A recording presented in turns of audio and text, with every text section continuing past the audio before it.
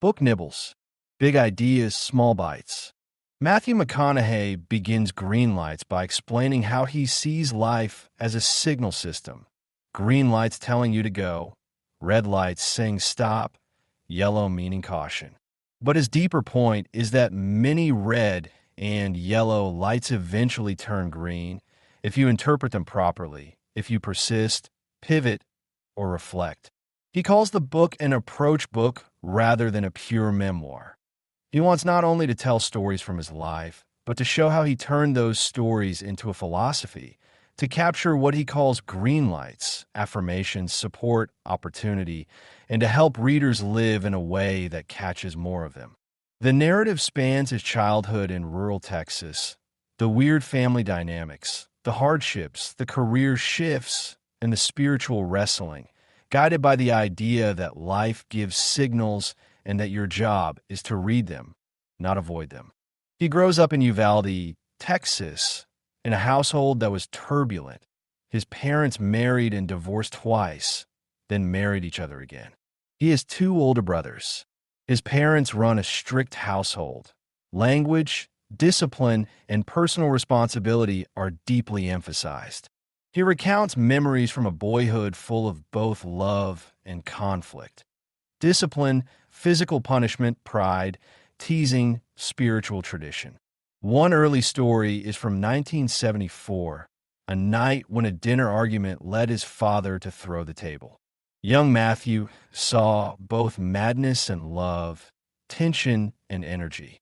From his parents, he picks up core adages. Never say, "I can't," never lie, never hate.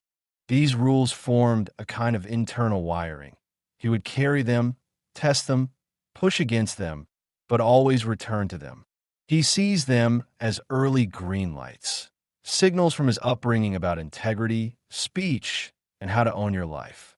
From his teenage years, McConaughey describes his desire to be on stage, to perform, to be seen. He is magnetic, confident in small ways, but also buffeted by the world's judgments. He enters college in Texas, floats between majors, tries to find a direction. He experiments with identity, becoming lean, charismatic, risk-taking, walking close to boundaries.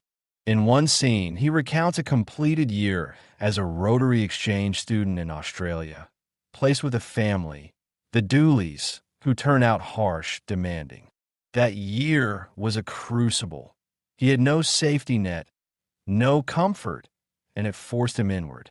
He tried various rituals, vegetarianism, abstinence, long letters, spiritual practices, in attempts to find meaning or control.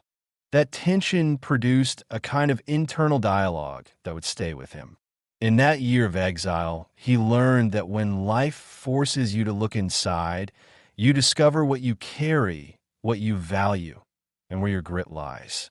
Back in Texas, he works odd jobs, oscillates between ambition and confusion, curiosity and fear. He also notes how he began journaling. He has been writing in diaries for decades. Revisiting those journals later, he saw patterns. Many of his now green light moments were first masked in red light crisis or yellow caution. He writes of the early days in Hollywood, of luck, of roles he accepted and rejected, of the tension of being that romantic comedy guy, but wanting more. He describes choosing to step away from roles that didn't feed his soul, even if that meant financial risk or loss of momentum. He knew he couldn't stay boxed in. He realized that sometimes you have to create your own green lights, to stop doing what everyone expects, to refuse roles, to quiet the noise so you can hear your inner signal. Throughout his life, McConaughey makes many detours, traveling, spiritual quests, sharing his faith, wrestling with ego, being a husband, being a father. He uses these episodes not just as celebrity anecdote, but as lenses. One time he recalls being arrested in Austin after a Longhorns game. He and a friend partied late, got wild, played bongos naked, and the police showed up. In that moment, he faced humiliation. He didn't gloss over it. He tells it as a red light. He made mistakes, he acted foolish. But he also reflects that such moments teach humility, boundaries, and what it means to face your shadow. Later, he recounts the death of his father, a huge wound and a signal. His father had been a primary green light for him, a model of toughness and love. Losing him was a red light of grief, but also a moment to incorporate the lessons his father had taught and to reorient his own life. One of McConaughey's recurring ideas is the process of elimination. He argues you discover identity not just by choosing what you are, but by rejecting what you are not. Over the years, he removed relationships, roles, habits, comforts that didn't align with what he wanted. He calls this simplify, focus, conserve to liberate.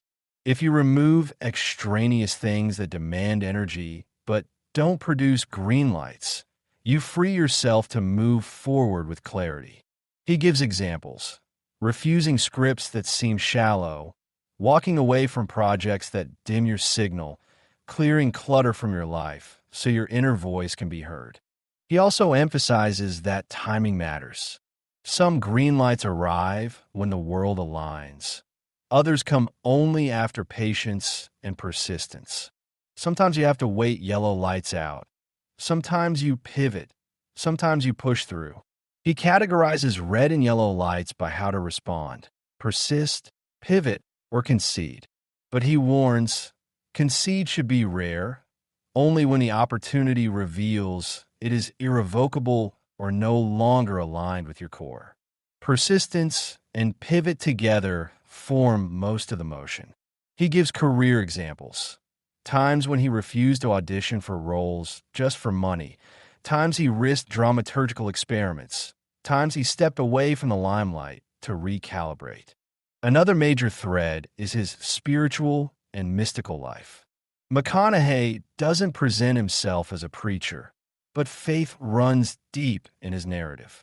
He chronicles prayer, meditation, a sense of something beyond control.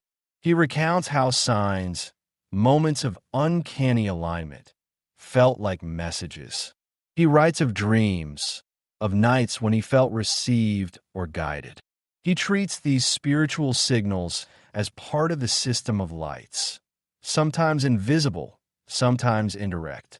He is candid about wrestling doubt, shame, the ego, temptation, fear. In that vulnerability, he roots his philosophy. The green light life is not about perfect faith, but about listening, responding, struggling with grace. Greenlights is also richly textured with incidental detail. Scenes in film sets, nights on the road, relationships with women, the demands of being in the public eye, the tensions between persona and authenticity. He recounts laughs, near misses, close calls. In one anecdote, he describes how he once refused a big romantic comedy role because it didn't feel true, even though the payday was tempting. He says that was a green light, choosing integrity over comfort. He also shares mundane rituals: early mornings, drives in silence, reading, walking, time in deserts. He describes writing the book itself as a green light moment. He exiled himself into a desert, no electricity, for 52 days, taking himself and his journals deep into solitude so he could sift signal from noise. Audible.com +3, Wikipedia +3, Story Shots +3. That act was both risk and reward. A greenlight retrospective. As you progress through his stories, the emergent message is that life is not a linear ascent, but a series of curves, detours, redirections. What felt like failure often turned into preparation. What felt like a closed door became a corridor.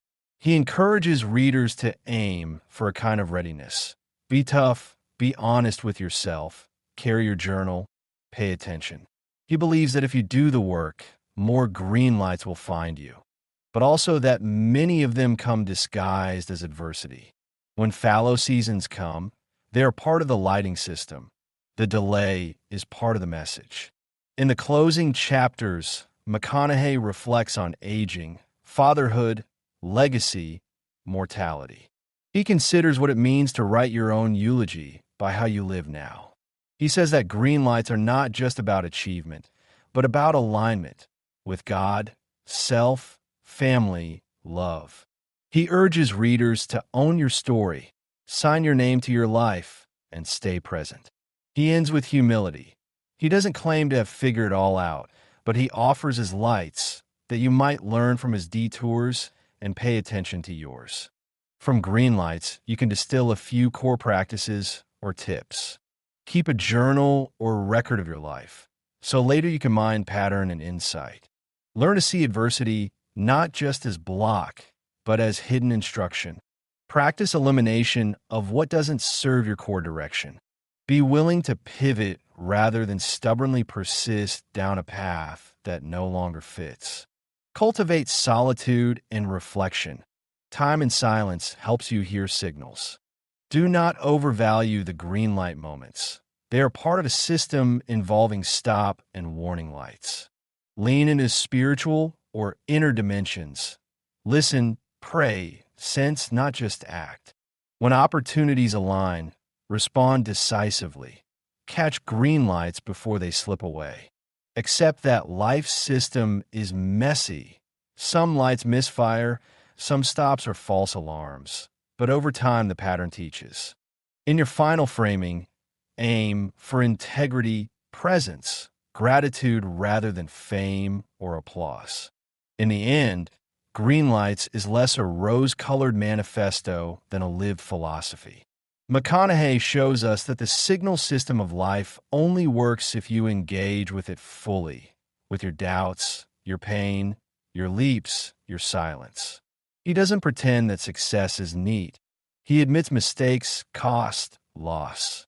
But he insists the path is signal-rich if you commit to learn to read it. If there is a criticism, it is that some of his maxims feel personal and context-bound. Not every story scales to every life. Occasionally, his narrative flirts with the idea that because he caught green lights, maybe others can replicate his pattern, but the particular geometry of his life is hard to replicate. Some of his language gets pithy, metaphorical, raising the question, is this philosophy or poetic gloss? Yet, those very qualities make it engaging and human. The introspective voice, the southern cadence, the willingness to share both light and shadow, that's what gives it life.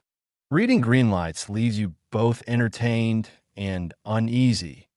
Entertained by McConaughey's storytelling, uneasy because you start watching your own red lights, your yellow lights, asking, where am I not paying attention?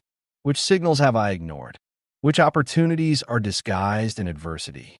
It nudges you to live with more intention, to ask whether your life is aligned with your deeper signal.